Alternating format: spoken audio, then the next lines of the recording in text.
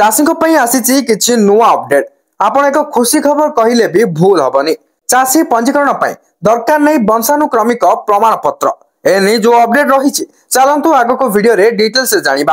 हेले ताहा पूर्व वीडियो को गोटे लाइक करंतु एवं चैनल को आस्तिले एवं चैनल को सब्सक्राइब करी बेल आइकन को प्रेस करी ऑल रे क्लिक कर रखिबा को जमारो भी भूलंतु नहीं।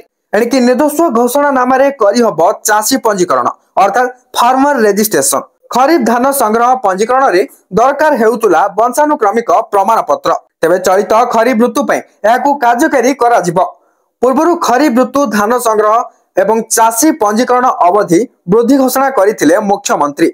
से कहिथिले गटे भी चाषी पंजीकरण रु वंचित हेबेनी। मुख्यमंत्री निर्देश क्रमे खरीफ ऋतु धान संग्रह निमंते जारी प्रक्रिया अवधि को वृद्धि करा जायछि। एही पंजीकरण प्रक्रिया गत जुलाई 19 तारिख रु आरंभ होइथिबा बेले चलित मास 20 तारिख पर्यंत धार्य करा जायतिला। मात्र चाषी मानक स्वार्थ और अनुरोध क्रमे एही अवधि को वृद्धि करिसंती सरकार। मिलिथिबा सूचना मुताबक ए पर्यंत 10,93,220 जन चाषी पंजीकरण करिथिबा बेले आगको एहा आउरी वृद्धि हेबो। एथिसह पंजीकरण प्रक्रिया को सरलीकरण करा दैथिबा कहिथिले खाद्य जोगाण और खाउटी कल्याण मंत्री कृष्ण चंद्र पात्र।